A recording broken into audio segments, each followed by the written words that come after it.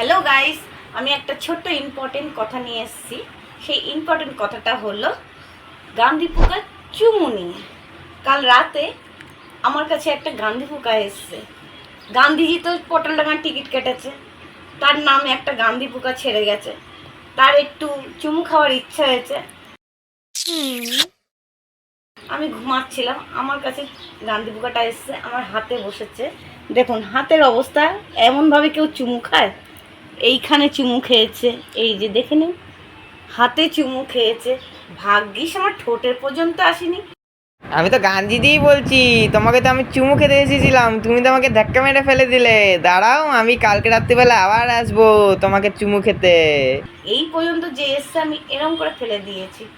যদি চুমু খেত কি হতো বলুন তো? তোমার সঙ্গে কি হতো? ভালোবাসার দাগ পড়ে যেত এখানটায়, আর কি। দাঁড়াও, আমি আসবো শিগগিরই। বাবু, দাঁড়াও। তা সেইটাই বলতে যাচ্ছি, যখনই আপনারা গান্ধী পোকা দেখবেন তাকে মেরে ফেলে দেবেন।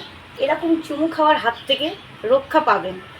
ঠিক আছে, thank you, tata, bye bye. Please share, like, comment, subscribe. By.